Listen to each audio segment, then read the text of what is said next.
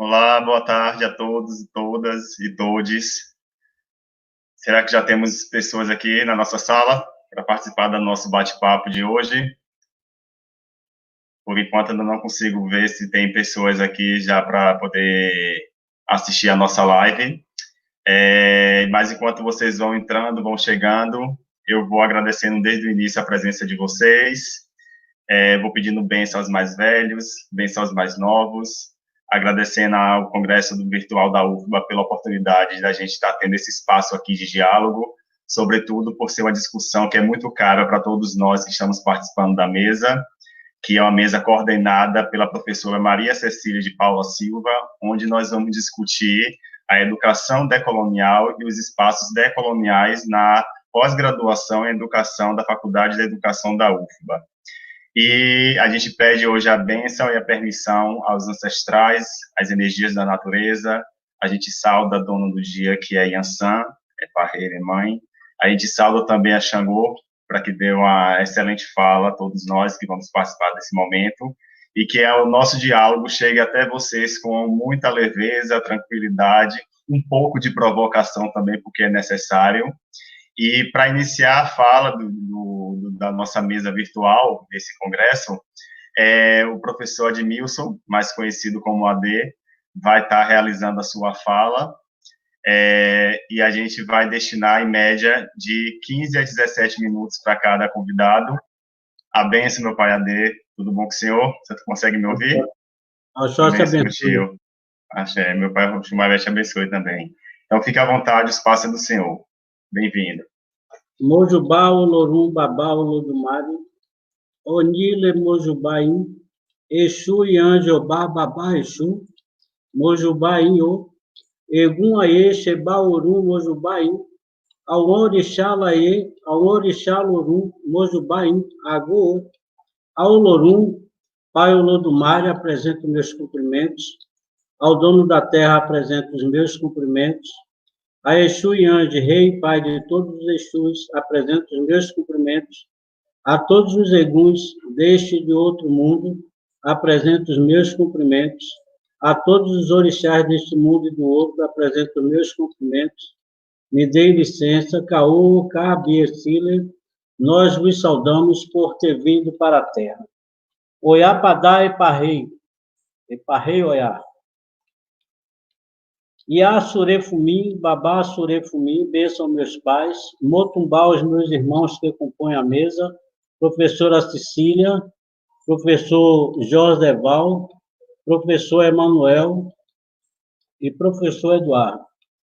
Agradecer pelo convite à professora Cecília, mas também tenho que fazer um agradecimento aos meus irmãos do Axé e também do HCL, que me ajudaram muito na composição dessa ACCS, que foi a própria Cecília, Néa, Kleber do Padá, Tayane do Padá, Denan do Padá, nossa Alorixá Ana Rita, nosso pai o Érico, né, que nos ajudaram muito na construção dessa ACCS. A ACCS, em comunidade de terreiro, ela foi construída, né, pensando em uma discussão nos espaços de terreiro, né, a discussão dessa questão do corpo, do preconceito, etc.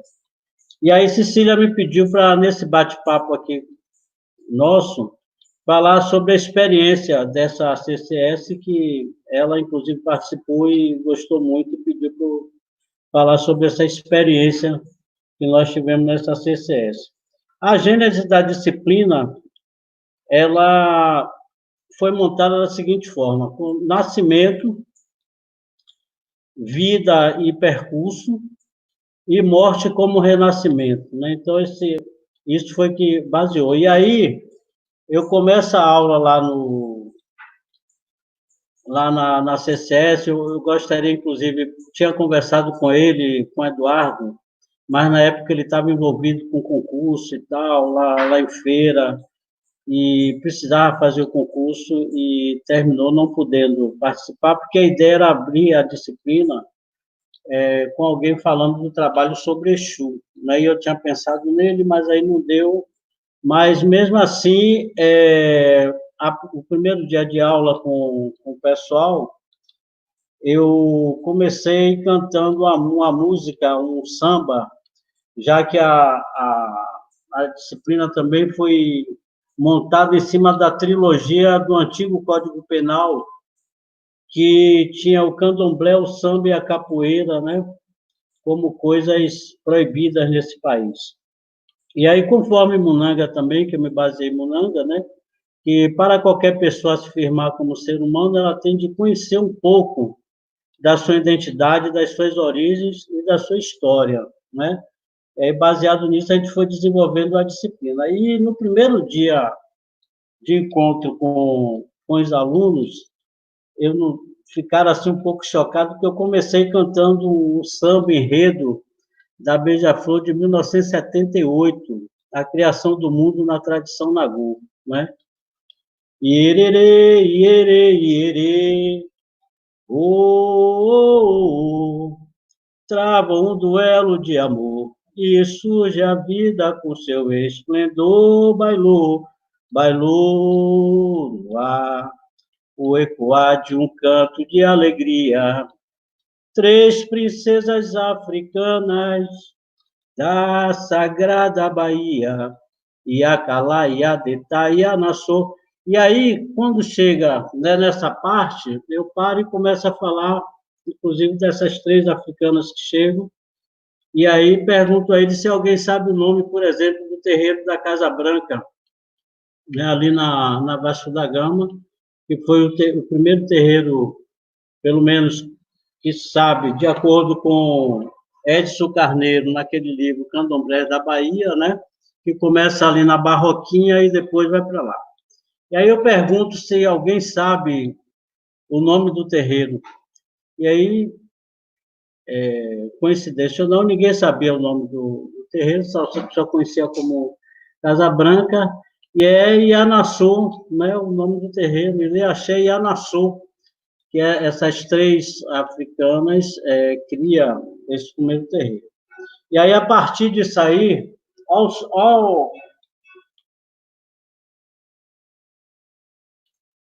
a partir disso aí, né, Iacalá, Iadetá, Ianaçu, cantavam assim a tradição na Goloru, Goloru, Senhor do infinito, ordena que eu bata lá, faça a criação do mundo. Ele partiu desprezando Bará.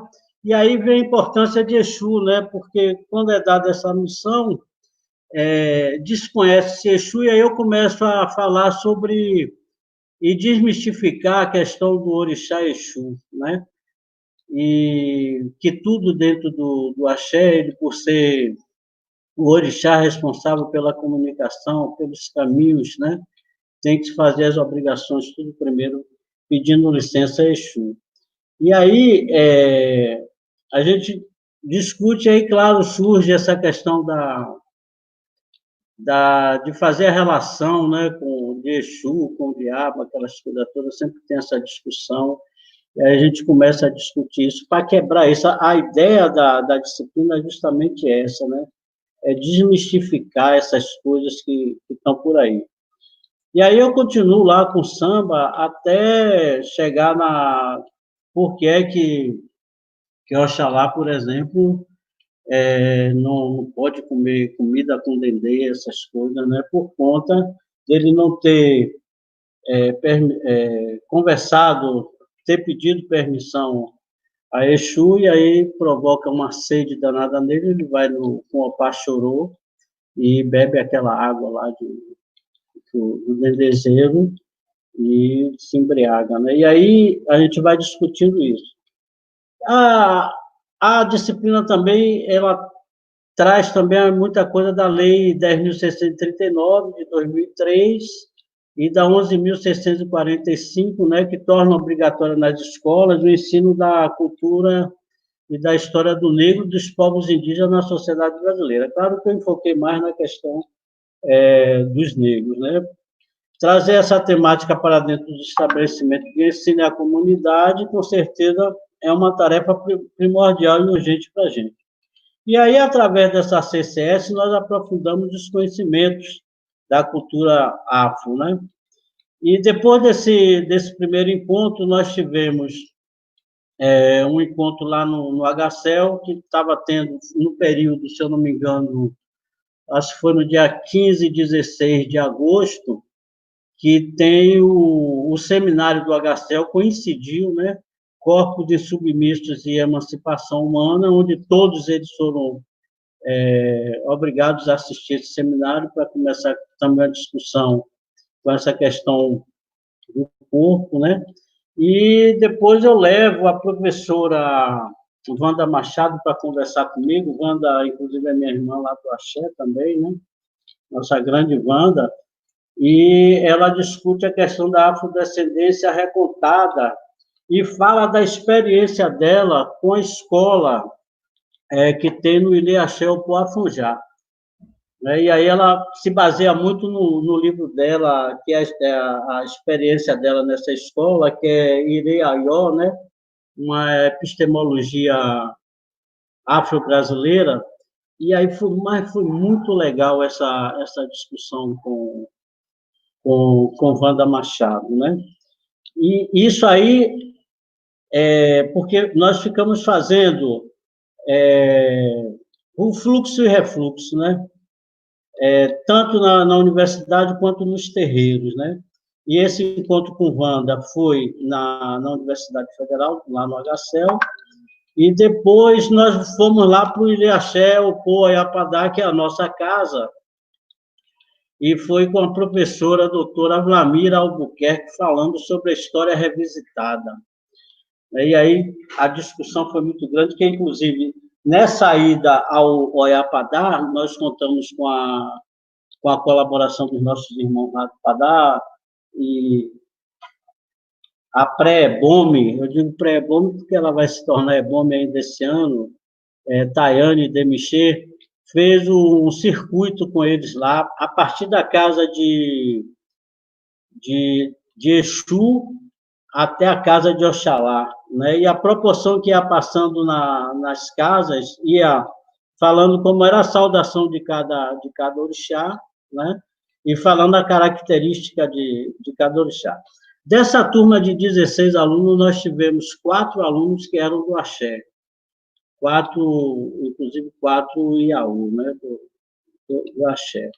E aí os outros todos, muita gente foi para a disciplina por curiosidade, outros porque tinham interesse no estudo nessa área, enfim, né? E depois de Vlamira, nós voltamos para uma questão muito interessante dentro do Axé, que é a ancestralidade, né?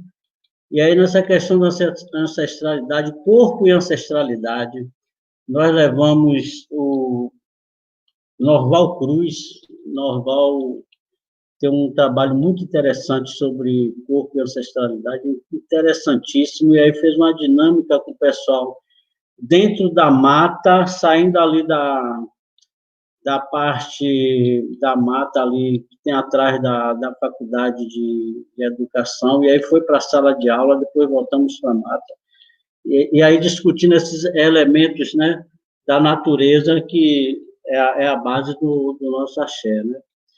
E aí, preocupado também para que o pessoal conhecesse mais também a questão da cultura do axé, eu levei eles nós fomos a uma visita no Ganzoá, no Gambo, Mononguzo, com a língua Ria Niquice, Dona Chica, lá em São Gonçalo, né? E aí fizemos essa visita lá, muito boa. A conversa com ela foi maravilhosa sobre os ritos e as coisas do axé, diretamente com a mãe de santo, eles adoraram. E depois, ainda em São Gonçalo, nós tivemos uma aula de ritmos africanos, né, uma oficina de ritmos africanos e de dança africana. Então, a proporção que ia dando os toques, agueré, o toque específico de Oxós, né? Ilu, toque para Yansan, a proporção que ia fazendo os toques para que eles entendessem, né, a formanda passarinho, a professora Márcia Andrade, ia fazendo com eles, né? A pena que não deu para fazer o panteão todo, porque foi um dia inteiro essa. Nós saímos lá do terreiro, depois fomos para essa casa de Darinho Chequerê, né, que é perto de lá do terreiro, e aí foi um dia inteiro com essa vivência, né, de ritmos e danças africanas. Foi assim muito bom.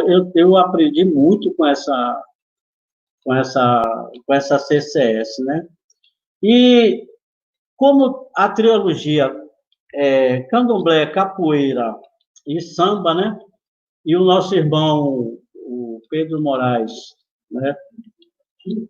Mestre Moraes, que é de lá do nosso axé, nós voltamos lá para o axé, para o Ilê Axé, o Poiapadá, que fica ali na São Martina, na rua Bandeirante da Lapa, no 55, e ele discutiu a questão da ancestralidade, nome e bullying.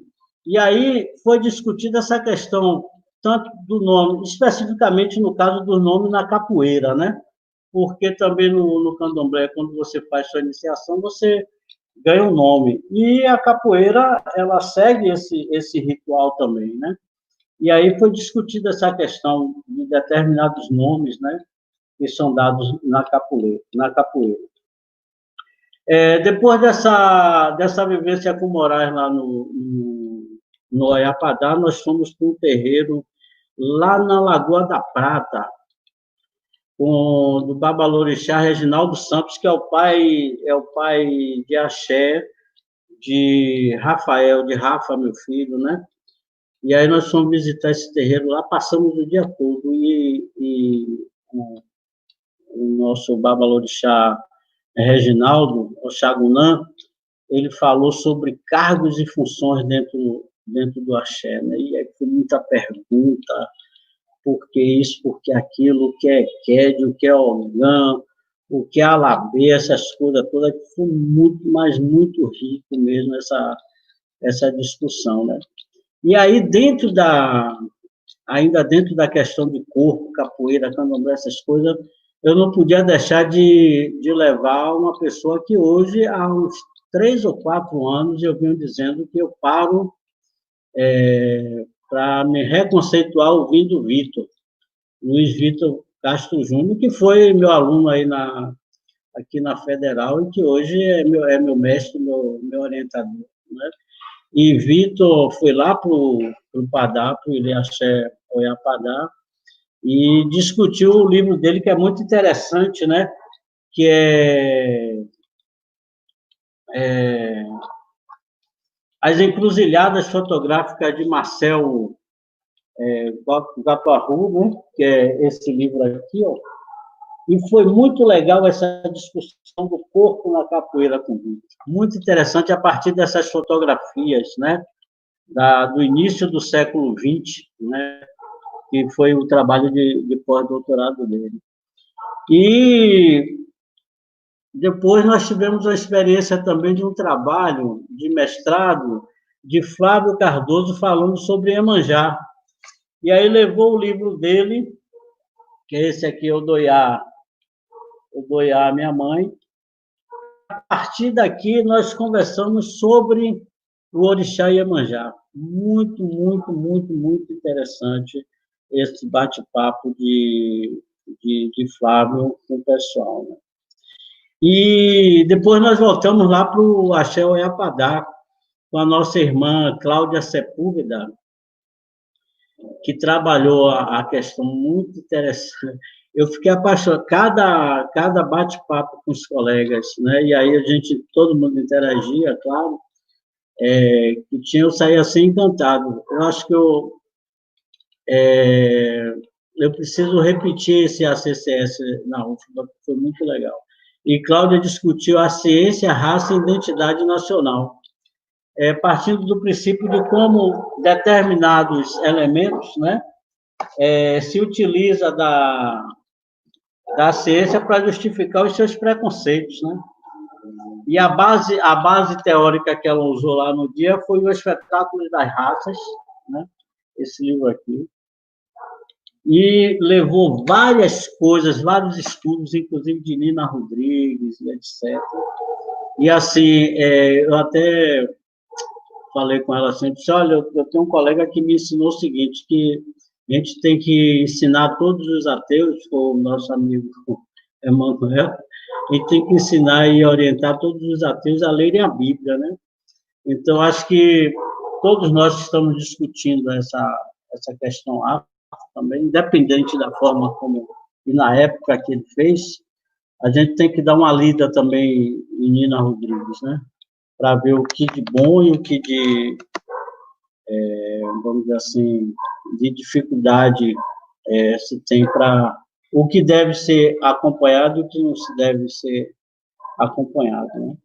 E como para seguir a trilogia do samba, da capoeira, do samba, né, e do candomblé, tivemos o Dia do Samba, e aí o Dia do Samba foi com Pedro Habib, pegando a história do samba, e entrou samba de caboclo, samba de roda, aquelas coisas todas, samba enredo e tal, e a história a dificuldade, né, até se gravar o primeiro samba no Brasil, que foi pelo telefone, né, pelo telefone, o chefe de polícia manda me avisar que na Carioca tem uma roleta para se jogar. Ai, ai, ai, deixa as mágoas para trás, o rapaz. E aí, a partir, né, da dificuldade para se gravar esse primeiro samba até os dias de hoje, né? E dentro do que eu falei, do nascimento, da vida, né, e da morte, não podia faltar o Ilê Achipá, né? Que trabalha com a ancestralidade e com a questão dos eguns, etc. E aí, claro, tinha que levar o pessoal lá no Axipá, lá na Antigas Malvinas. Eu só chamo o bairro de Antigas Malvinas. Para mim, Antiga Malvina, o bairro.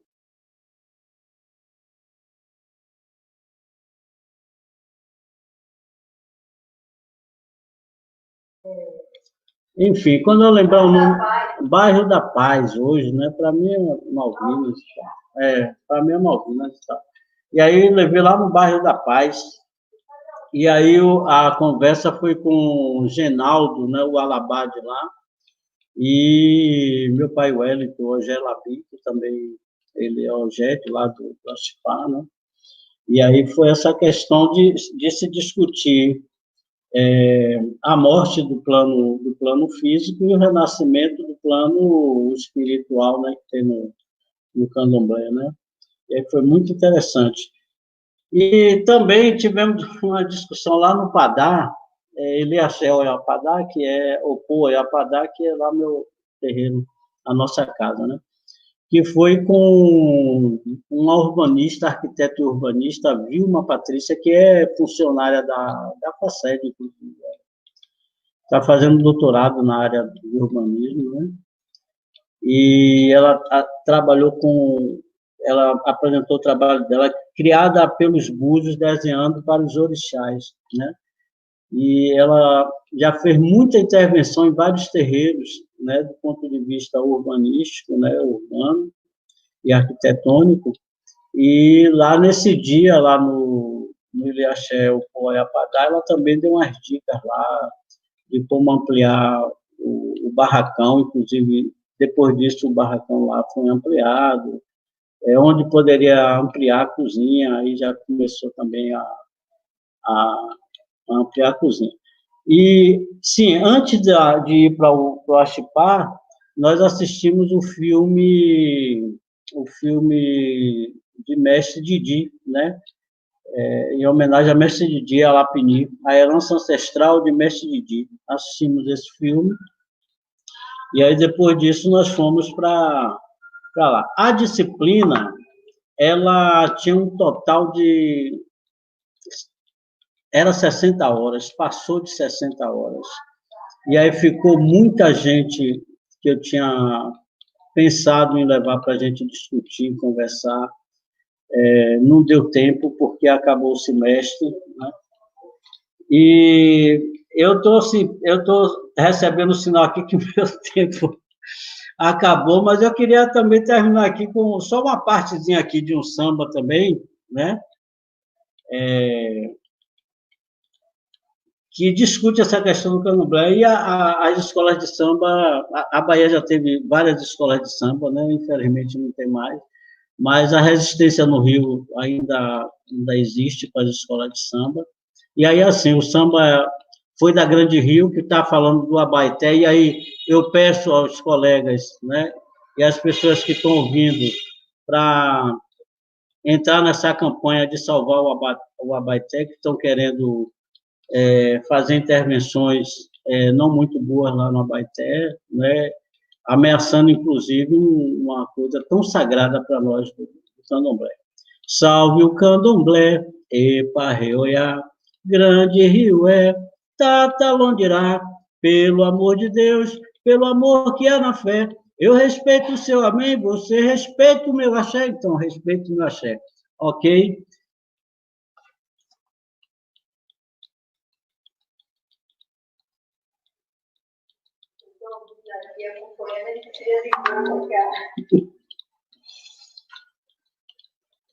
Eu não estou lhe ouvindo, viu, Cecília? Agora. Pronto. Deu para ouvir? Então, a gente ainda vai ter o tempo para poder dialogar, mas agora é porque a gente combinou para ficar 20 minutos para cada um, não é? E aí eu peço desculpa, eu não pude apresentar no início porque o computador travou, mas então eu vou fazer a apresentação agora e logo em seguida passo a palavra. Cecília, não está ouvindo você. Ai, meu Deus. Alô, estão me ouvindo? Não. Eu estou. Está mutado. Você tem que Não, eu já tirei. Já? Já. Ah, já sei. Tá. É porque pediram para eu baixar o volume. Alô, estão me ouvindo agora? Estão me ouvindo ou não? Eu estou ouvindo isso aqui. Pronto. Então, vamos lá. Bem-vindas e bem-vindos todos para essa mesa. É uma mesa muito importante, num dia muito importante. E nós gostaríamos de começar a mesa com uma afirmação. E acho que talvez seja a nossa luta diária, cotidiana. Vidas negras importam, vidas indígenas importam, vidas de comunidades tradicionais, como a cigana, importam. Neste momento que corremos risco de perdermos nosso futuro, é importante repetir: vidas importam. E sobre isso falaremos nessa mesa. Então, a Adê já começou brilhantemente, trazendo toda a força do axé, dos orixás e da disciplina que foi ofertada lá na Faculdade de Educação, tanto para pós-graduação quanto para graduação, e que foi maravilhosa.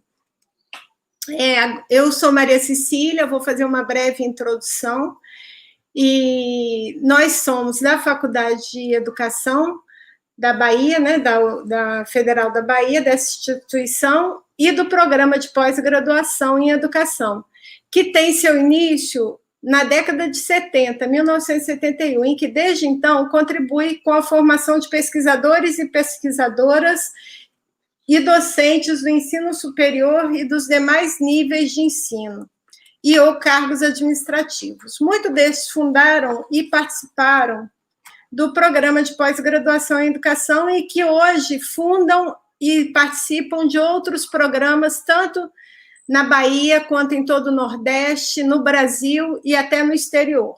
Nesse sentido, a gente entende que o nosso programa ele é muito importante para a região, nacionalmente e internacionalmente.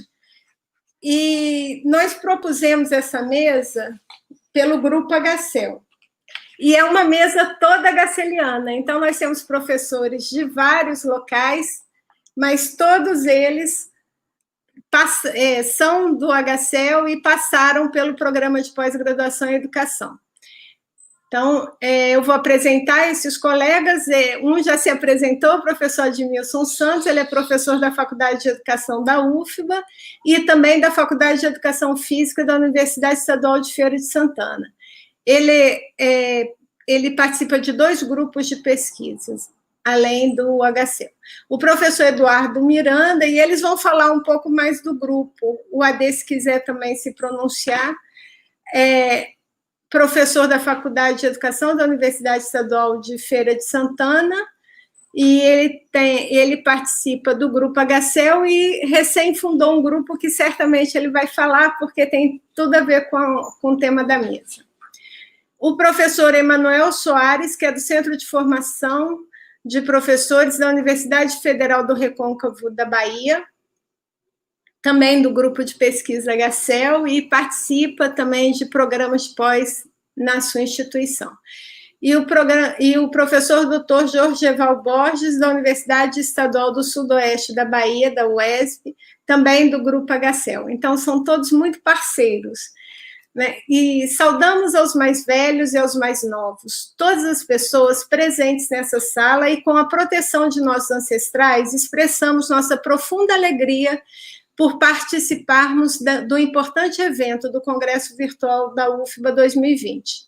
Essa mesa, Corpos e Culturas e Territórios Decoloniais, Pesquisas Anticoloniais na Pós-Graduação em Educação, da UFBA, objetiva esse debate, trazer à tona para a universidade e para todos um debate que é muito caro, no sentido da formação do povo brasileiro, do conhecimento, e que perde-se por não estar na universidade e não estar também, portanto, nas escolas. E aí, em específico, o tema dos corpos negros, educação, ancestralidade, na perspectiva da decolonialidade, da existência, do conhecimento, do poder, e estabelecer diálogos a partir das encruzilhadas entre as possibilidades educacionais, ancestralidade e dimensões da cosmovisão africana no Brasil. No Brasil e nos países da América Latina, a colonização deixou marcas profundas na esfera do poder, nas estruturas econômicas, sociais, políticas, bem como cicatrizes nos corpos e culturas, como, por exemplo, as escarificações. Marcas de uma dominação por meio da violência extrema e dominação e consideração das pessoas como coisas, como objetos. Violência que hierarquizava pessoas e considerava algumas delas quase humanas, pela cor da pele, pela cultura diferenciada, pelos seus corpos e culturas que marcam a diversidade humana. Essas questões foram hegemônicas por longo tempo e até mesmo validadas como conhecimento científico, até serem derrubadas essas teses eugênicas, higiênicas, racistas. Mas será que com isso tudo passou? Essa é a questão principal que nós também vamos trazer. Apesar desses preconceitos e conceitos findarem no sentido de teoria científica, eles permanecem presentes na forma de ideologia e alcançam até hoje a sociedade de uma forma muito forte e até mesmo o palco presidencial, sendo divulgada em falas do presidente e de seus ministros, uma lógica perversa e criminosa que permanece. Em contraponto, a resistência e resistência dos povos africanos, afrodescendentes, indígenas, quilombolas, ciganos, enfim, comunidades tradicionais do Brasil e da Latinoamérica, foi fortalecida por lutas pela libertação dessas populações da opressão e desigualdades a que eram e são continuamente expostos. Eles resistiram e não se esqueceram de suas histórias, memórias, ancestralidade, de corpos e culturas ancestrais que formaram e continuam a formá-los. Expressões de resistência presentes na pele, na cor da pele, nos gestos, nos acessórios, nas vestimentas, nos traços do rosto, nas formas de se expressar, no sentir, pensar, agir, desde o período colonial, numa perspectiva anticolonial. Na sociedade geral e nas comunidades, as expressões de lutas e de afetos, as danças, os jogos, as falas, comidas, religião, usos e costumes, histórias e memórias silenciadas pelo poder dominante na sociedade e no espaço escolar, desde a educação infantil até a pós-graduação, a universidade, eram preservadas e repassadas de geração em geração e para o seu povo, e por isso continuam vivos, fortes em luta. Lutas que combinam com possibilidade de alterar essas lógicas perversas e desumanas. No espaço acadêmico, em consonância com a luta empreendida pelos movimentos sociais, povos indígenas, comunidades quilombolas, comunidades ribeirinhas, entre outros, houve algumas alterações que podem ser sinalizadas como avanços, a exemplo das leis 10.639 de 2003 e 11.645 de 2008, os documentos das diretrizes curriculares para a educação das relações étnico-raciais e para o ensino da história e cultura afro-brasileira e africana e indígena. E na pós-graduação, estes conhecimentos acumulados na Latinoamérica ganham espaço na pesquisa, na produção de um conhecimento de perspectiva decolonial que, como afirma Paulo Freire, intenciona sulear o conhecimento, a educação em todos os níveis de ensino, para uma formação humana unilateral, integral e desenvolvimento científico necessário à transformação social, econômica e cultural. A possibilidade de estabelecer um fértil diálogo crítico com temas que entendemos como preponderantes para essa transformação se faz presente na pesquisa e pós-graduação em educação da UFBA, do HCEL, do HCEL em particular. Além de outros grupos de pesquisa da própria Faculdade de Educação e outros programas. E aí o Grupo HCEL está aqui representado, ele faz parte dessa história, para registrar essas expressões e construir processos, dinâmicas, pesquisas, dissertações, teses e disciplinas, né, como a atividade curricular em comunidade e sociedade, que culminam e anunciam, elaboram, realizam propostas educacionais com referências nas culturas indígenas, afrocentradas, decoloniais. Tal releitura se configura como via de descolonização da pós-graduação como um todo e aponta a necessidade de fortalecer pesquisas que anunciem novo modelo civilizatório, que ampliem conhecimento de mundo para além do conhecimento e aportes eurocêntricos, que valorize os diversos corpos, culturas, identidades, todas as maneiras de ser e, fundamentalmente, as formas outras de se construir, se relacionar, de pensar e agir na sociedade atual. Estamos frente, hoje, a um ataque descabido à pesquisa e à produção do conhecimento na área das humanidades e na educação. Temas caros, como o papel da América no mundo, o eurocentrismo, a ideia da raça associada a um projeto de dominação, a crítica ao desenvolvimento a modelos civilizatórios hegemônicos, a colonialidade do poder, do ser, do saber, a interculturalidade, a transculturalidade. Portanto, essa mesa assume o desafio que está posto nesses tempos críticos que estamos a passar. A mesa apresenta algumas das infinitas possibilidades em ação de uma educação com perspectivas decolonial, a partir de projetos de pesquisas, ensino e extensão desenvolvidos ou em desenvolvimento, pois acreditamos, como Paulo Freire e tantos outros intelectuais engajados na libertação dos povos de toda forma de opressão e dominação, que a educação sozinha não muda o mundo, mas contribui de forma decisiva para essa alteração, pois sem ela nenhuma grande transformação é possível, como já disse Freire, aliás. Então, já agradecendo novamente a Adê, que abriu brilhantemente, eu acho que já é as lógicas, né, que estão, ele teria que abrir mesmo, e eu já passo a palavra imediatamente a Emanuel, que vocês gostem e dialoguem conosco ao final. Vai lá, meu rei.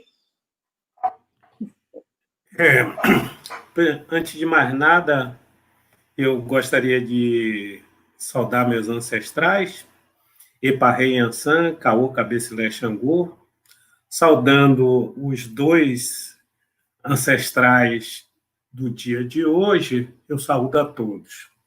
E gostaria também de agradecer a professora Cecília, e, em nome dela, agradecer a todo o grupo HCEL pela maneira que eu sempre fui recebido nesse grupo, né? A UFB é minha casa, eu fiz especialização e mestrado aí e terminei ensinando na pós-graduação de educação. Bom, o assunto que eu vou tratar com vocês no momento se trata de uma pesquisa que eu fiz no meu último pós-doutorado. Em 2019, eu fiz um pós-doutorado que se chamava Educação, Sensualidade e Sexualidade. Qual era a minha preocupação na época? Eu estava preocupado, né, com o ensino da sexualidade e o ensino da sexualidade à luz da cultura afrodescendente. Por que isso me chamou a atenção?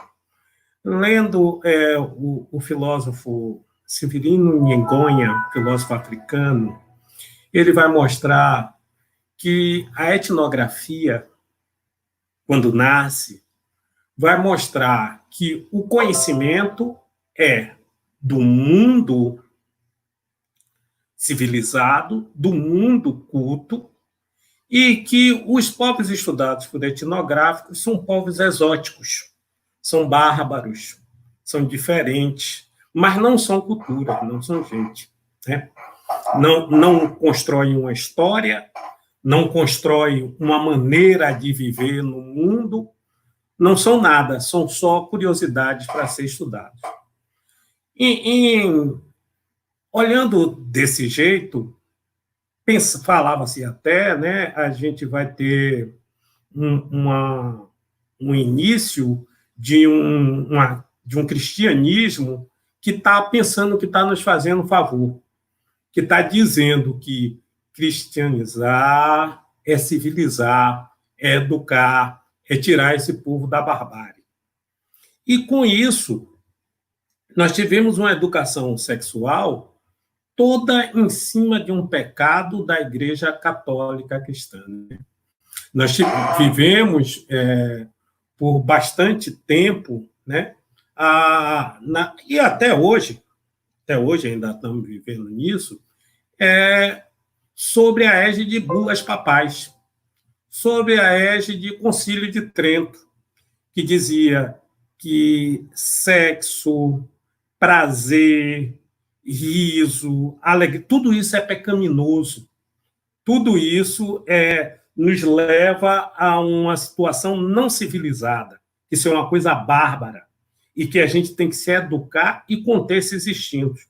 Em um determinado momento, até foi tido como maluco, né? Mesmo, perdeu a psique, aquele homem que desejava outra mulher, a mulher que desejava o homossexualismo, tudo isso foi julgado a gente como loucura. E a gente é educado fora de um currículo que mostra a nossa cultura. Bom, qual é a minha ideia e o objetivo nesse pós-doutoramento? É provar que, primeiro, que mostrar que as questões como sexualidade, sensualidade entre os orixás, nos mitos ancestrais, na música popular brasileira, nas falas do povo de santo, não são tão pecaminosas, não são tão machistas como são na cultura cristã. E vejo que se a gente fosse educado a partir dessa cultura, né, sem negar as outras culturas em que vivemos, nós teríamos diminuído algumas mazelas, né? E aí, como adequar esse currículo? Como mostrar esse currículo a partir dessa cultura? Eu escolho os mitos e escolho também música popular brasileira, né? Porque ao escolher música e ao escolher mito, eu estou escolhendo aquilo com que o povo se encontra. É bom aqui fazer uma ressalva que todos os especialistas de currículo, todos os especialistas em cultura, chamam a atenção da educação a partir de bases culturais. Inclusive o próprio Paulo Freire. Educar a partir daquilo que o outro conhece, né? Educar a partir daquilo que a pessoa convive diariamente, né? E, como sou filósofo, não poderia deixar de educar a partir dos mitos, porque o mito, o conto mitológico, ele traz em si a filosofia das coisas. Está mantido no interior do mito como o povo pensa e determina, né? Dentro dessa cultura, dentro da cultura africana, nós vamos ver como os africanos vão se encontrar. Bom, como não tenho muito tempo para mostrar bastante teoria, eu queria partir para como se dá, por que essa educação afrodescendente? Mas por que o corpo afrodescendente deve ser ocupado a partir do currículo onde apareça a sua cultura e a cultura do outro com que convive? A resposta porque a cultura é semiótica, apresenta-se e significa-se em diversas facetas, ainda que aquele que o estuda, o etnólogo, interpreta e descreve analisando sob o seu ponto de vista. Então, usar a cultura atual, a cultura afro-brasileira para a formação é importante. Por quê? Porque o africano sempre foi aberto à cultura alheia. O africano aceita o outro e abre-se para o outro. Recolhe o outro, recolhe o diferente em si, imita. É bastante churiano. Para o africano, a gente tem diferenças culturais, né? Não existe uma procura incansável pela verdade. A verdade para o africano, para o afrodescendente, é oculta, é segredo velado, é encantamento. Depende da visão mítica de quem a vê. Além disso, para os pertencentes de uma cultura afro-brasileira, que tem em si um entendimento do mundo centrado na ancestralidade, o olhar que vê é tão importante como o olhar que não vê. Né? Não existe uma obsessão em ver para crer, como na cultura ocidental. Além de não existir uma separação dos mundos, material visível por nossos olhos, como um mundo espiritual invisível, em que existe um mundo no qual nós estamos nele todo.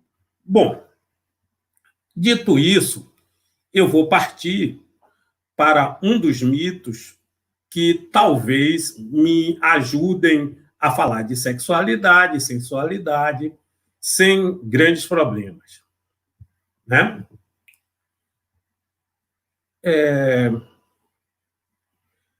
Eu vou falar de Logo-Edé. Um mito é o seguinte: como Logum-Edé é salvo das águas. Logum-Edé, para quem não conhece, é o filho de Oxóssi com Oxum. Ele é príncipe, né, do encantamento e da magia.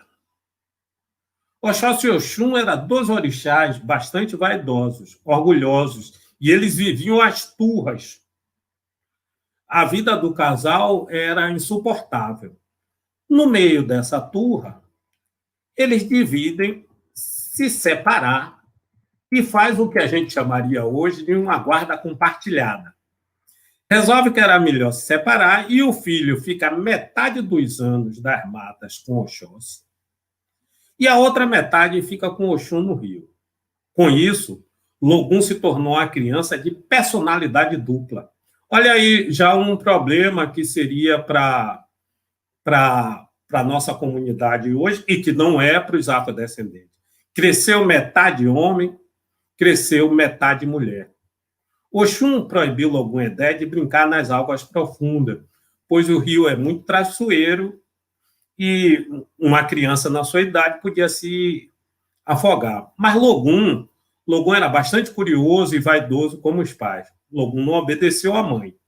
Um dia, ele nadou rio adentro, para bem longe da margem. Obá, a dona do rio, queria vingar-se de Oxum, com quem mantinha antigas querelas, e começou a afogar Logum. Oxum disse desesperada, pediu a Orumilá que salvasse o filho, que o amparasse no seu desespero de mãe. Orumilá, que sempre atendia a filha de Oxalá, retirou o príncipe das águas traiçoeiras e o trouxe a salvo para a terra. Então deu-lhe a missão de proteger os pescadores e todos que vivessem na água doce. Dizem que foi Oiá que retirou Logum Edé da água e terminou de criá-lo justamente com Ogum. Bom, o que é que nós temos no mito? Primeiro, não existe problema na mitologia dos orixás e também não existe problema para o povo de santo. As pessoas que são, como se diz no santo, metá, que ora são homem, que ora são mulher, são travesti na questão. Primeira coisa.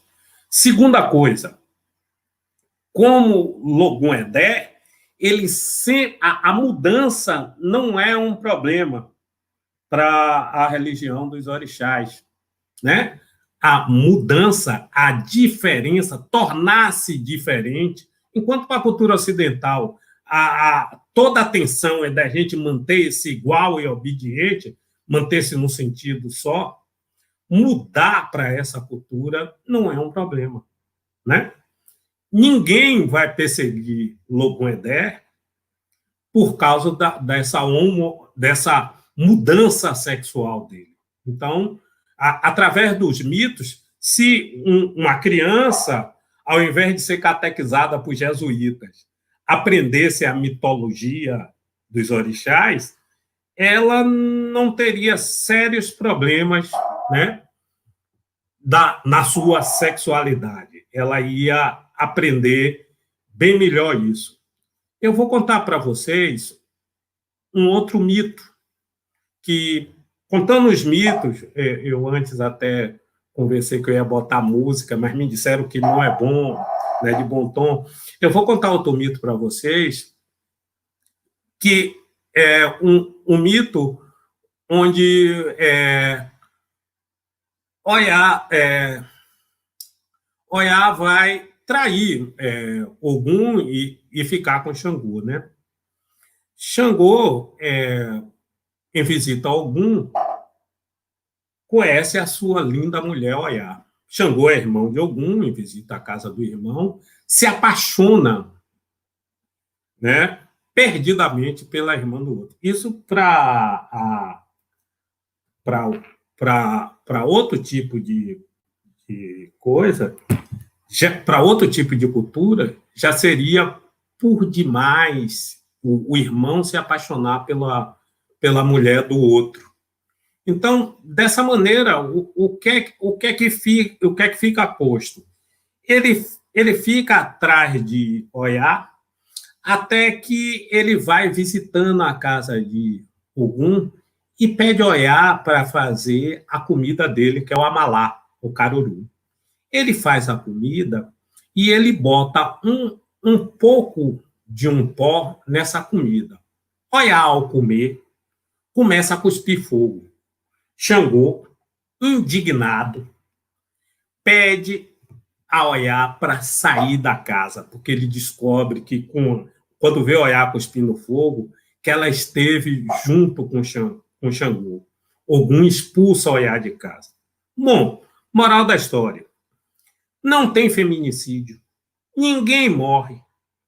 Oiá pode se apaixonar pelo irmão de Ogum e nós não temos problema nenhum. A música que eu ia botar, e aí eu termino cantando para vocês, é uma música de Clara Nunes, que ela canta Yansan, cadê Ogum? Foi pro mar. Yansan, cadê Ogum? Foi pro mar. Não tem guerra, não tem briga, não tem feminicídio. Eu poderia ficar aqui a tarde toda com vocês contando mitos que vão falar de sexualidade, de sensualidade, da mitologia africana, da mitologia dos orixás de Nação Queto, que nos daria condições de ensino via um currículo afrodescendente. Mas, como tem outros colegas a falar, eu fico por aqui. Muito obrigado. Foi um prazer estar com vocês.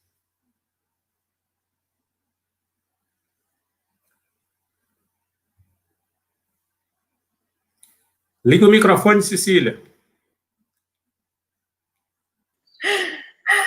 Olá. Então, muito obrigada. E eu já passo a palavra para Jorgeval, lembrando que a gente tem 10 minutos para poder abrir para o diálogo. Tá bom? Tá, ok. Boa tarde a todos, né? Estamos ouvindo. Sou o Jorgeval, de História da África, da Universidade Estadual do Estado da Bahia, como foi anunciado. Queria agradecer, né, o convite aí, ficar também, assim, achando como é interessante, né, ter a oportunidade de divulgar os trabalhos de pós-graduação da gente. Oportunidade, às vezes, única isso aí.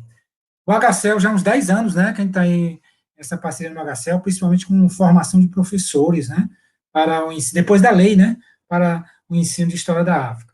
Bom, o que eu vou falar aqui é um pouco a experiência da pesquisa no meu doutorado, que foi sobre como andava em 2013, portanto, 10 anos depois da lei, como é que andava isso em termos de ensino de África na área de História, na educação pública, em Salvador.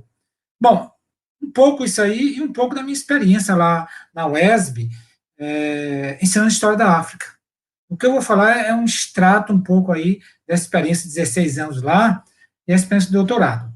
Bom, então a primeira coisa que a gente poderia pensar em falar é sobre a lei, né? A lei, quando surgiu em Adermil, né, em 2003, ela suscitou desafios e interpretações. Quer dizer, a primeira coisa que eu discuto lá no trabalho de doutorado é isso, né? Os desafios que essa lei trouxe, as suas implicações, certo? E as interpretações que fizeram dessa lei.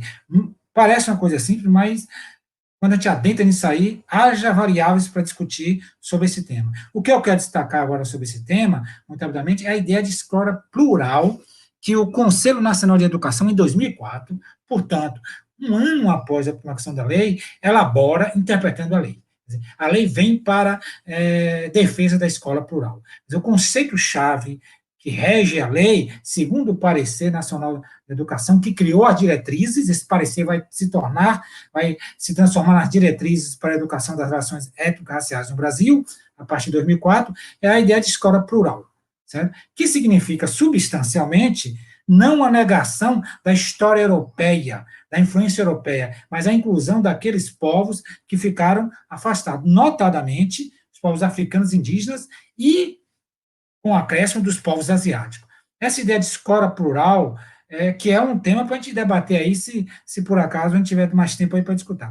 Então, veja bem, a interpretação da lei não apenas como a exclusão de África, embora seja essa a coisa dela, mas a dimensão que o parecer dá é de uma inclusão muito mais ampla aí, com a ideia de escola plural. Essa seria a primeira discussão para a gente adentrar. A segunda discussão é a pesquisa prática que eu fiz com 80 professores da escola pública, né, que são os desafios, né, foi para que surgiu da lei, que vai das resistências, de cunho ideológico, religioso, estruturais dentro das escolas, né, de falta de apoio das direções escolares. Quer dizer, o tema da resistência é o primeiro grande tema da implementação de África na escola, colocado por esses professores. O segundo, de formação. O primeiro desafio era ensinar o que não se conhecia, Isso aí é uma história que era desconhecida. Essa é uma segunda discussão que surgiu. A terceira, os materiais, né? Não se tinha material naquela época, quando surgiu a lei, para ensinar a África. Veja quantos desafios surgiram nisso aí. Bom, dito esse desafio, veio um extra. Nem todas as pessoas colocaram esse desafio. O da resistência, o dos materiais, o da formação, foi meio generalizado. Mas alguns professores colocaram o desafio da metodologia. O ensino de história já passava por uma revisão metodológica, né? Ou seja, como tornar atraente o ensino de história? De que forma? Isso caiu diretamente quando surgiu a lei. E no caso específico da história da África, que tipo de metodologia poderiam ser destinados a esses conteúdos específicos? Bom, isso aí é uma outra discussão. Então, nós temos a discussão da interpretação da lei enquanto a lei da escola plural. Né? Não necessariamente a lei de África, mas da escola plural. A introdução dos conteúdos africanos está dentro da noção de história plural. Né? A segunda são esses desafios que surgiram. Né? E como os professores equacionaram esse desafio. Em geral, o que surgiu na discussão do equacionamento foi a história da África não foi inserida nas escolas, na época, como conteúdo de disciplinas, da disciplina geral. Ela foi, salvo algum exemplo de se criar uma disciplina específica, que foi considerado um equívoco, né? Ela se transformou em temas transversais na escola. Notadamente na época de novembro, certo? Essa foi a modalidade de inserção. Ela só foi para algumas disciplinas através de iniciativa individual de professores, e não de um programa pedagógico da escola. Então, ela virou um voluntarismo, só levou a disciplina para a sala de aula quem teve iniciativa e comprometimento com isso. Ela ficou à mercê desse voluntarismo dos professores. Em geral, virou tema transversal, e o tema transversal que era trabalhado era a religião africana. E na religião africana, o pessoal chamou de urubalização do ensino de África na escola. Esse tema da urubalização, algo assim meio puxado no termo do tema, é muito discutido por Alberto da Costa Silva, viu? Como, certo? A cultura africana é identificada como a cultura iorubá no Brasil. Alberto da Costa Silva tem um debate a partir de PRVG sobre isso muito interessante. Bom, essas seriam então as três grandes questões que eu colocaria: a discussão sobre a noção de escola plural, que a lei trouxe, a discussão do desafio para a implementação da escola, inclusive da formação, centralizado da resistência à formação dos professores e as metodologias, e a questão da urubalização do ensino de África nas escolas. Né? Bom, dito isso, o que é que eu queria encerrar essa discussão agora? Como é que isso fica na atualidade? O pessoal me pergunta, poxa, com tanto desafio, e a gente teve muito avanço nesses 10 anos na época, certo? Porque você, de qualquer jeito, nunca a África foi tão discutida, nunca houve tanta publicação sobre a África no Brasil nesses 10 anos, apesar desse limite que eu acabei de dizer. Né? Aí, o que é que surge hoje, quando os alunos me perguntam, vem cá, professor, lá na UESB, né? E agora, diante dessa época em que está vindo à tona o chamado obscurantismo no Brasil? Eu falei, olha, se a Lei 10.000 e a 11.000 estão correndo perigo, tem algo muito mais amplo do que isso. Para mim, o que está correndo perigo é a história. Para além de África, para além de estudo de Ásia, para além de estudo indígena, o que está imposto hoje é o regresso, não só em relação a isso, em relação ao ensino específico provocado por essa lei, é a própria história. E que, se a gente quiser ir mais longe, a própria ciências humanas. Os caras estão rifando a história e as ciências humanas, não é só um determinado conteúdo dela. Eu acho que o desafio hoje, o regresso que está por trás hoje, é muito maior do que a gente está pensando.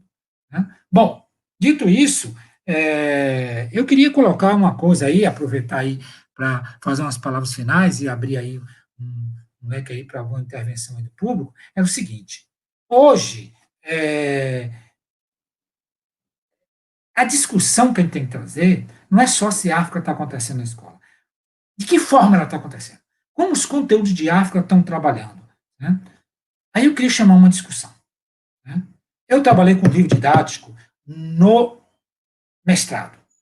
Livro didáticos, a África no livro didático. Trabalhei com a África na sala de aula no doutorado. Apesar dos desafios todos, do limite todo que eu disse, quando ela foi levada, né, ela foi levada dentro da seguinte lógica. Como é que a gente quebra com o eurocentrismo? A gente quebra com o eurocentrismo eliminando a visão unívoca da África. Né? Eliminar a univocidade sobre a África. Né? A África é um país, a África é só deserto, a África é só floresta, a África é só savana, a África é só epidemia, a África é só guerra. Né? Você escolhe o elemento unívoco que você quer. Né? Como combater? Isso é, essencialmente, a forma estereotipada do eurocentrismo. Como é que você combate isso? No extremo oposto. Aí nós caímos na visão, os livros didáticos fazem isso, viu? Ou fizeram isso a partir de 2005 para cá. Né? A África é diversa. E a gente saiu da univocidade para a diversidade da África, do unívoco para o diverso.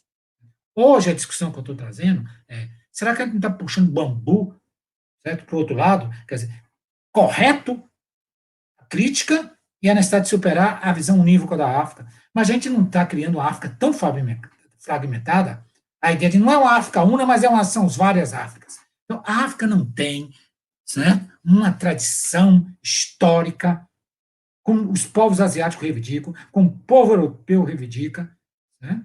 Uma tradição que tem uma matriz. Então, como é que a gente poderia, a partir da diversidade, que seria o correto, e é o correto, a gente elaborar uma discussão negando a univocidade, afirmando a diversidade, mas também não perder o elemento comum às culturas africanas. Aí o ensaio que eu estou fazendo é a gente partir da ideia de unidade. A unidade na contraposição à univocidade e unívoco. A unidade, unívoco nega a diversidade. A unidade surge da diversidade. A unidade reafirma a diversidade. Como a partir da diversidade, partindo dela, nós elaborarmos elementos comuns que a gente pode chamar de África.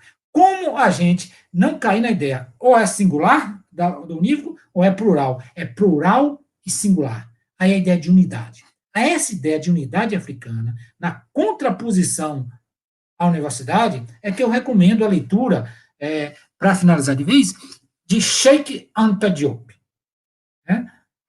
Grande intelectual africano da década de 50, 60, 70, certo? E queria indicar especificamente o livro dele que tem em português, chamado A Unidade Cultural da África Negra. Este livro vai trazer, certo, uma discussão de unidade cultural e histórica da África, a unidade cultural da África a partir de uma visão, de uma teoria da história da África. A gente precisa ensinar a história da África a partir de uma teoria da história da África. E nada melhor do que começar com Cheikh Anta Diop. Da seguinte forma, Cheikh Anta Diop vai elaborar uma teoria da história da África, e essa teoria da história da África, ela advém de uma teoria da história geral que ela elabora. Então, Cheikh Anta Diop tem uma teoria da história geral, dessa teoria da história geral, ele tem uma teoria da história da África, ou seja, a história da África a partir de uma visão da história geral. E ele vai criar um modelo de explicação da história da África que é exatamente o oposto do modelo europeu. Essa é uma discussão que a gente pode fazer se tiver aí uma abertura para o debate. Qual é a visão de Cheikh Anta Diop, certo? Qual a teoria da história geral e a teoria da história da África de Cheikh Anta Diop no livro, tem em PDF, o pessoal pode pesquisar, A Unidade Cultural da África Negra. Eu acho que hoje uma discussão sobre o ensino de África não é mais se ele está ou não acontecendo. É em que parâmetro teórico ou ideológico a gente está fazendo isso. A gente já tem que avançar, fazer balanço. Certo? Hoje, o embate é trazer à tona a teoria da história da África, né? E para mim, o marco inicial tem que ser Cheikh Anta Diop, e essa teoria da história da África na contraposição ao eurocentrismo. Seria isso aí, né? Um recadinho aí, e uma boa leitura para essa época de quarentena aí, né? E todo mundo ficando em casa, né, gente? Não entrar na loucura do irracionalismo que está aí. Né? Na quarentena, seria uma excelente leitura ler A Unidade Cultural da África Negra, de Cheikh Anta Diop. Um abraço para todos, um agradecimento ao HCL, à professora Cecília, e que bom, né, a gente está podendo socializar o que a gente já viveu e essa ideia que está aí pegando na minha cabeça, porque eu acabei de ler esse livro de Cheikh Anta Diop aí nessa quarentena. Grande abraço. Tem que ligar o microfone. Muito obrigada, já agradeço e já passo a palavra para Eduardo. Eduardo, é com você. Olá, boa tarde a todos, todas e todes. É um imenso prazer estar aqui hoje nessa tarde, compondo essa mesa. Já começo pedindo bênção aos mais velhos da mesa, aos mais novos, se bem que o mais novo aqui sou eu, né? Então, pedir bênção a todos que fazem parte desse momento. Agradecer a presença de quem está em casa e pedir a Exu que me dê uma fala que chegue em casa para todo mundo com muita provocação, mas também que seja uma fala que faça com que a gente remexa o nosso intelecto, remexa o nosso posicionamento político e repense muito do que a gente acredita como educação e como sociedade, porque esse é um movimento que eu também venho tentando fazer na minha experiência de corpo todo. Quando eu fui convidado para essa mesa, e é uma mesa que discute questões decoloniais, eu fiquei muito inquieto de que forma eu poderia conversar com vocês sobre a temática, lembrando que eu sou fruto da Faculdade de Educação da Bahia, né, da Universidade Federal da Bahia, onde eu fiz o doutorado em Educação, com a orientação da querida Maria Cecília, e onde eu fui discutir a educação decolonial na formação de professores, a partir de alguns mitos, sobretudo a mitologia de Oxumaré. Mas antes de tudo, da gente caminhar, sobretudo, a parte da minha construção da tese, eu queria dizer também agradecimento público à Cecília pelo convite, ao HCL, que também é minha casa, onde eu passei 4 anos do doutorado, e já finalizado o doutorado e segui outros caminhos, continuo sendo filho do HCL, e continuo tendo contato o mais próximo possível com essa territorialidade que também é minha. E eu quero também chamar a atenção e saudar e mandar um abraço para os meus amigos, colegas e companheiros da Universidade Estadual de Feira de Santana, onde eu sou professor, né, do Departamento de Educação, sobretudo na área de Política e Gestão Educacional, e onde eu montei um grupo de estudos, junto com a professora Marta Alencar, que é o grupo de estudos Corpo Território Decolonial. Então, boa parte das pessoas do nosso grupo Corpo Território está aqui nesse momento assistindo a live, e eu quero deixar um grande abraço para vocês, porque estamos nesse tempo de quarentena há mais de 2 meses sem ter contato, né, presencial. Então, quando eu sou convidado para discutir uma mesa que fala sobre decolonialidade, eu creio que o marco inicial é a gente tentar dar uma tensionada ou uma explanada num repertório conceitual do que seja essa tal de decolonialidade. E eu pensei muito como é que eu poderia dialogar em 10 minutos sobre decolonialidade, e eu fui em busca de uma fala que tem me acompanhado com muita força, que é da pesquisadora e historiadora, a saudosa Beatriz Nascimento, que é uma frase que ela diz que a história brasileira foi contada por mãos brancas. Trazendo essa fala para dentro do meu campo, que é o campo da decolonialidade, da produção do conhecimento, e pensando a pós-graduação, pensando a academia, pensando na formação de professores e também a educação básica, a gente começa a tensionar e repensar e se provocar a tentar compreender se a história da educação pública brasileira, seja ela nível superior ou seja ela de educação básica, tem sido contada pelas mãos de quem, de fato, dá sentido ao chão da escola, ou se a gente continua legitimando a construção de uma educação pelas mãos de um grupo hegemônico, eurocentrado, heteropatriarcal e cristão, e, sobretudo, branco. Então, é um tensionamento que não tem como a gente começar uma discussão decolonial se a gente não para delimitar quais são os pontos que dão um suleamento na discussão da decolonialidade.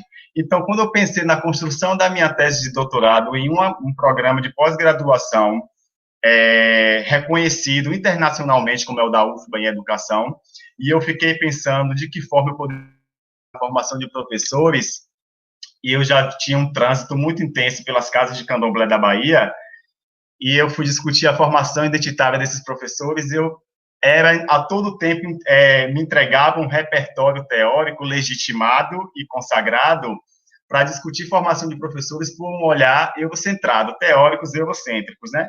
Volto a dizer, como eu sempre digo, não tenho problemas nenhum com teóricos eurocentrados, eurocêntricos, mas se eu escolho politicamente caminhar por uma perspectiva decolonial e da filosofia da libertação latino-americana, o mínimo que eu tenho que fazer é reconhecer o repertório produzido no que eles chamam de periferia da produção do conhecimento. Então, se academicamente nós somos colocados na periferia da produção do conhecimento e na compreensão dos fenômenos sociais, então eu vou me valer do repertório teórico que está na minha vida, que está próximo do que eu acredito e que dá sentido ao meu próprio corpo-território. Então, eu fui discutir a formação desses professores que estavam em estágio e como essa formação ela poderia ser explicada através da filosofia de Oxumaré. Assim como o professor Emanuel, que faz parte do meu repertório teórico, que na minha tese também eu transito por Exu, que não dá para falar de formação de professores por uma educação afro-brasileira e afrodescendente, se a gente não pauta um caminho exunêutico, né, que eu até escrevo sobre a exunêutica na minha tese, que é para uma outra live. Mas pensando em Oxumaré, eu tive que transitar inicialmente por Exu e pedir a abertura dos caminhos até chegar em Oxumaré. E vendo alguns dos mitos de Oxumaré, ou Itãs, né? Tem um Itã que me chamou muita atenção, que Oxumaré era um homem muito bonito, que também tem essa questão do metá-metá, como o professor Emanuel acabou de falar para a gente, a depender da casa de candomblé, tem essa relação do metá-metá, metade homem, metade mulher, mas aí a gente não vai adentrar nisso agora. Ele estava em um determinado reino muito bonito, muito bem vestido, com muito ouro, e ele chamava muita atenção, ele despertava o interesse da corte. E o rei daquela localidade era Xangô. Então, Xangô, um certo dia, vendo aquele burburinho que tinha um homem transitando pela cidade chamando muita atenção, Xangô mandou convidar Oxumaré para ir até o palácio dele. Só que o palácio de Xangô ficava sobre as nuvens. E Oxumaré foi, né? Chegou lá, adentrou num castelo, num palácio, e quem estava lá esperando ele foi Xangô. Xangô viu aquele homem, como todos falavam, muito bonito, muito bem portado, muito bem vestido, entrando por ali, e determinou que, após um diálogo, né, determinou que Oxumaré ficaria preso naquele castelo. Então, mandou fechar todas as portas, janelas, e não deixasse nenhum tipo de passagem para que aquele homem conseguisse fugir. Oxumaré ficou preso, só que Xangô não esperava por uma transformação, uma mutabilidade própria de Oxumaré, que o que representa Oxumaré é a cobra. Então, Oxumaré, ele se transmutou em uma cobra e conseguiu fugir desse palácio. Então, essa fuga foi através de um processo de troca de pele, de ressignificação do seu corpo. Pegando esse pensamento e essa epistemologia da produção do conhecimento através de Oxumaré, e pensando o Xangô como rei, como poder hegemônico daquela localidade, eu acabei pegando essa mitologia e trazendo para dentro da formação de professores. Quando a gente pensa que nós, professores, podemos ser e podemos não compreender nessa perspectiva de Oxumaré, nós somos aquele grupo que a todo tempo está sendo visto, está sendo perseguido e está sendo olhado, admirado, desconfiado pela hegemonia do poder, que é o Estado, e com articulações neoliberais. Então, a todo tempo, nós, educadores, não precisa explicar muito, porque quem é professor, seja de instituição privada ou pública, de ensino superior ou de educação básica, sabe como poder hegemônico e sabe muito bem como o neoliberalismo se articula para perseguir a gente e deixar sem nenhum tipo de saída, de escapatória. Então, pegando a mitologia de Oxumaré, que ele vai trocando de pele, ele vai se ressignificando, eu consegui fazer essa associação com a formação de professores. Porque os alunos que chegam em qualquer componente curricular e conseguem ter uma base de conhecimento pautada na epistemologia africana e afro-brasileira e também indígena, ele consegue ter uma outra relação com o seu próprio corpo. E nessa de ter uma relação com o seu próprio corpo, eu fui em busca de alguma explicação. Eu acabei encontrando em Muniz Sodré, que nesse exato momento passa por uma situação difícil devido ao coronavírus. A gente manda axé para ele e pede ao Muru que tome conta dos seus caminhos e o proteja. E Muniz Sodré fala sobre o corpo-território no livro A Verdade Seduzida e na Cidade e o Terreiro. Ele dá algumas possibilidades de trabalho e eu pego esse contexto do corpo-território e trago para a formação de professores. E aí eu associo com a pedagogia da libertação, penso na filosofia ancestral, penso na questão das possibilidades decoloniais e como isso pode ser trabalhado para que o aluno que está em formação docente compreenda que o seu repertório cultural oficial e que é entregue a ele, parafraseando Beatriz do Nascimento, é um repertório escrito por mãos brancas, eurocêntricas e pautado em um viés epistemológico que não atende às nossas demandas latino-americanas e muito menos da diáspora africana. Então, pegar essa questão de Oxumaré e pensar a transformação desse corpo é que a todo tempo que você vai tendo acesso à interculturalidade, que você vai se compreendendo como um sujeito potente e que você possui lacunas que precisam ser abastecidas na diferença e na diversidade, é que o professor começa a compreender que o seu próprio corpo precisa de uma transformação, e essa transformação ela vai sendo ao contato com o outro. Então, pegando essa palavrinha outro, né, que é muito utilizada na filosofia grega e foi muito essencial no processo de colonização das Américas e da África, o europeu via no outro e projetava no outro a hierarquia da diferença e da subjugação. Então, o outro era aquele que era inferior ao pensamento da totalidade do ser, do sujeito eurocentrado. Então, esse outro ele não tinha o direito de produção do conhecimento. Esse outro ele não tinha o direito à humanização. Esse outro ele não tinha o direito a ter narrativas, a contar sua própria história. Então, pegando essa bagagem toda e trazendo mais uma vez essa reflexão para a formação de professores, a gente começa a perceber um repertório muito rico e que a gente desperdiça. E quem decide caminhar pela decolonialidade, quem decide caminhar pelas epistemologias do Sul, tem que estar atento ao desperdício da bagagem cultural, do corpo-território, do aluno que chega no chão da escola ou da universidade.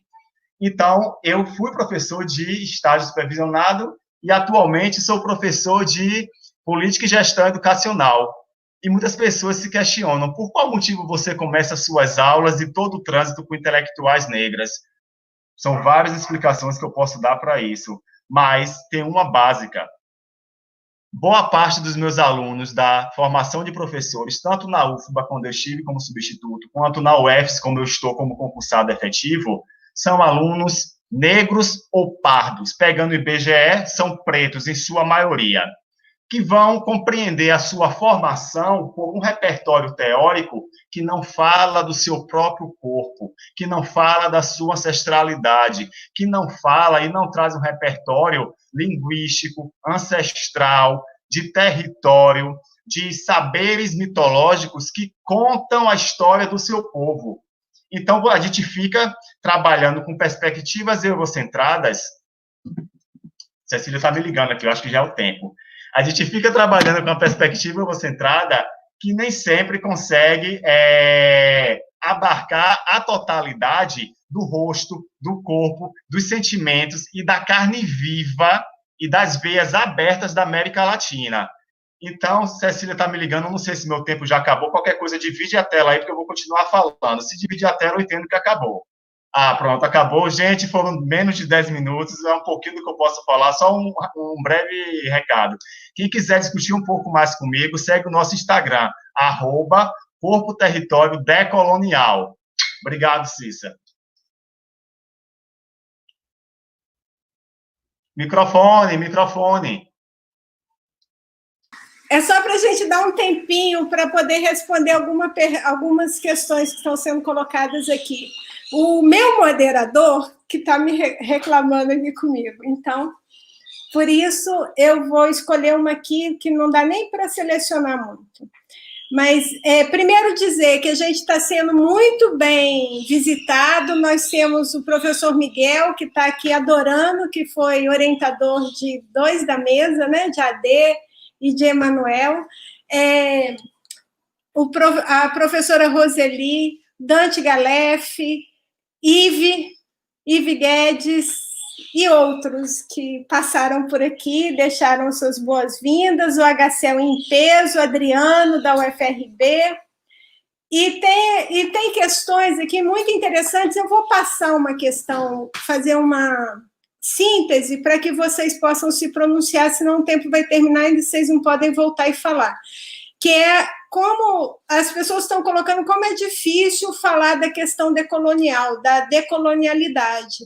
E aí estão perguntando, e vocês fizeram isso de alguma forma, como é que vocês estão trabalhando isso na sala de aula? Então, do projeto, algumas questões assim que vocês destaquem para poder falar em 5 minutos, 3 minutos para cada um.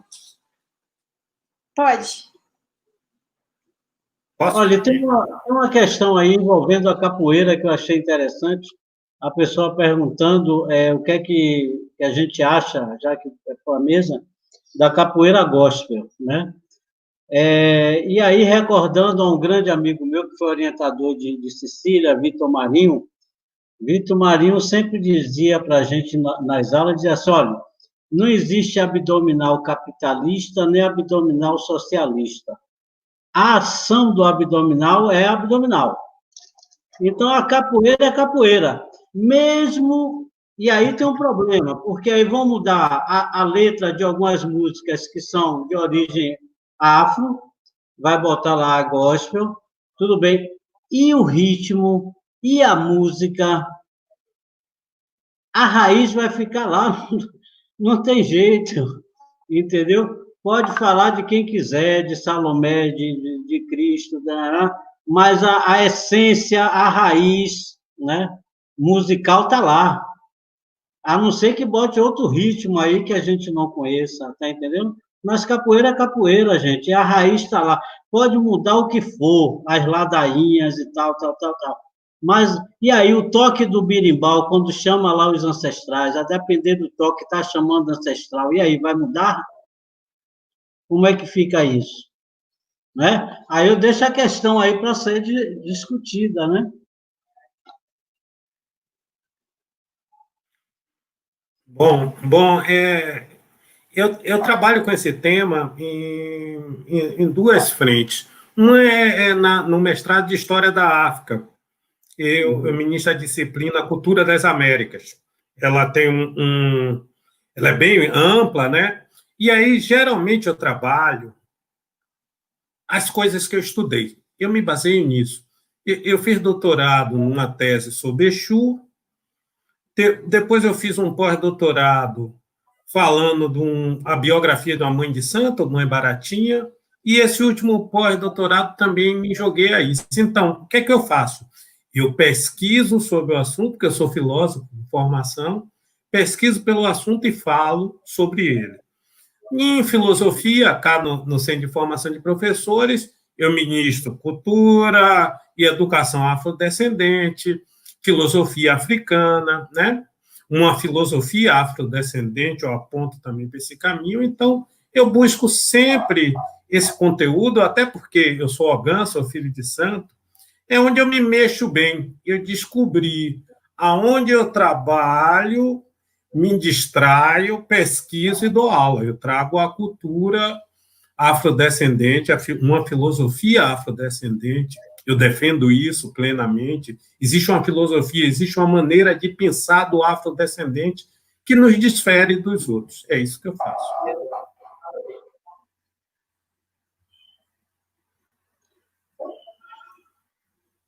Vamos na ordem? Como é que vai ser?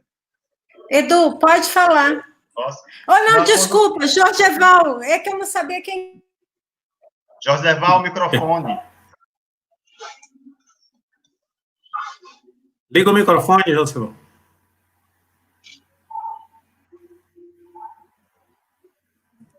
Pronto? Microfone, está ouvindo?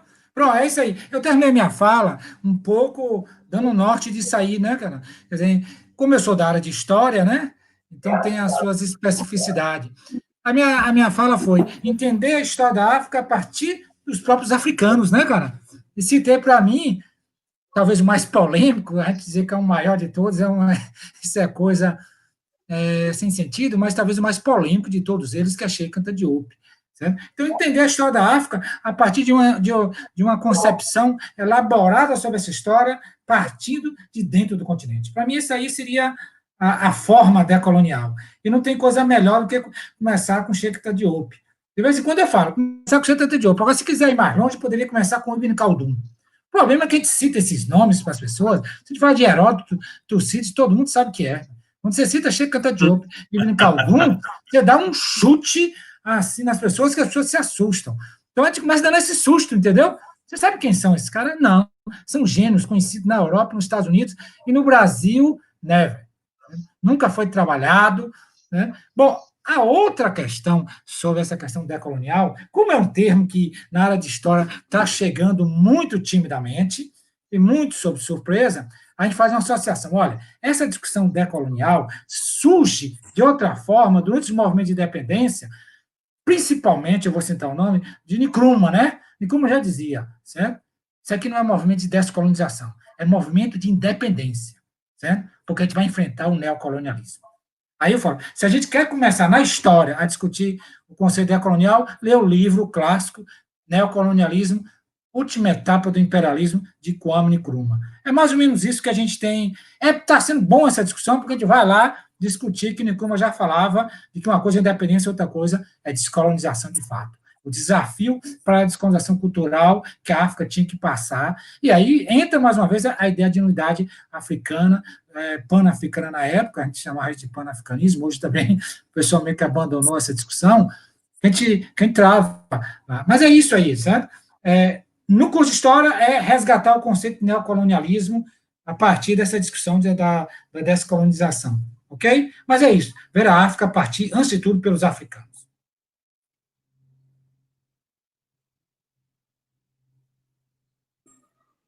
Edu. Pronto. Porque eu acho que é uma resposta que é uma pergunta que ela não tem uma resposta única. Então, ela está muito pautada mesmo nas experiências de cada profissional que está aqui, né? Por onde cada um transita, como cada um constitui seu corpo, de cada área, porque eu acho que somos todos aqui de áreas bem diferentes. Isso é muito rico, por sinal. E quando eu penso o que é que pode ter em comum que liga todo mundo na perspectiva decolonial, e lendo os teóricos da decolonialidade, que são todos latino-americanos, reconhecer que nós não estamos no processo de descolonização, nós ainda estamos no processo da obrigatoriedade de reconhecer que somos um corpo-território que é criado a partir da colonialidade, do poder, do ser e do existir. Agora, quando a gente parte para os teóricos e para os teóricos africanos, para as mitologias africanas e urubás, seja lá qual for a nação, aí é que vem um processo de ressignificação do nosso próprio corpo, que a gente vai começar a trabalhar em alguns aspectos com ancestralidade. Porém, volto a dizer, o que liga todos nós aqui, nós 5, né, é o processo de reconhecer que muito do que nós somos ainda é fruto de um processo colonial. Por mais que a gente tente reinventar o nosso próprio corpo, o nosso mundo, nossa forma de ver o mundo, e a nossa forma de se relacionar com as mulheres, com os gays, com os travestis, com os transexuais, com as populações negras, com as populações indígenas, cada um que está assistindo aqui, que eu acho que já são mais de 100 pessoas assistindo, e cada um que está na mesa aqui sabe como foi ou como ainda é difícil se relacionar com alguns corpos subalternos, porque nós fomos ensinados a achar que aquele corpo era estranho, que aquela pessoa não era bem-vinda, que aquilo não era belo, ou que aquilo não era reconhecido como um corpo humano ou um corpo produtor de conhecimento, e, sobretudo, um corpo produtor de energia vital, que pode acrescentar alguma coisa na minha existência. Então, acho que é basicamente por isso, ressignificar o olhar a partir de um viés colonizador para caminhar para a descolonização. Ótimo. Tá bom. Vocês querem finalizar, dar um axé final para eu poder fechar aqui? Porque o tempo nosso já está terminando. Está no limite, né? Então, vocês falem aí o oi, oi, oi, oi. Ade, vá. Liga o microfone, Ade. Microfone, Ade. Ok. Bem, eu gostaria de agradecer aos nossos... Fechou e voltou? Por essa oportunidade, aos nossos orixás. Eu vou fechar aqui, depois vocês dão o axé. Esse encontro e esse reencontro nosso. Porque o reencontro é a afirmação de um encontro. Né? Tá ótimo.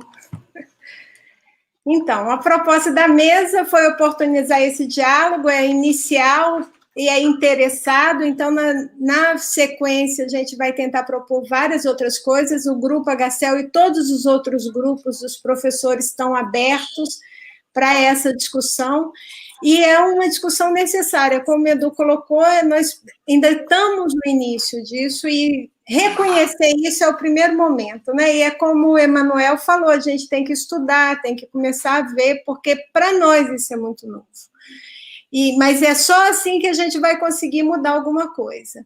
E talvez o ganho maior de toda essa história e cultura, e em especial da cultura negra, da cultura indígena, é essa possibilidade de a gente estar fazendo a ligação com a ancestralidade, com a natureza, com a vida. E eu acho que nada melhor do que isso nesse momento que nós estamos passando. E consideramos também imprescindíveis essas vivências corporais, né, que são bastante diferenciadas da lógica hegemônica, e outras também experiências educativas, que vão reelaborar esses conhecimentos pressupostos, reativar histórias e memórias, até pouco tempo silenciadas, outras lógicas com valorização de corpos diversos, de culturas diversas, todas elas no território do educar. Então, passo a palavra para vocês encerrarem, e agradeço muito, todo mundo está aqui, eu não falei, mas tem gente também de outros países, Portugal presente, Espanha presente, Colômbia presente. Então, muito obrigada a todos, e a gente daqui a pouco se encontra, porque daqui a pouco a gente tem outra mesa, e todos estão convidados. Agradecer demais essas pessoas maravilhosas que me ensinam muito, nos ensinam muito, e também certamente aprendem muito, porque é um diálogo, é uma troca constante. É isso. Muito obrigada.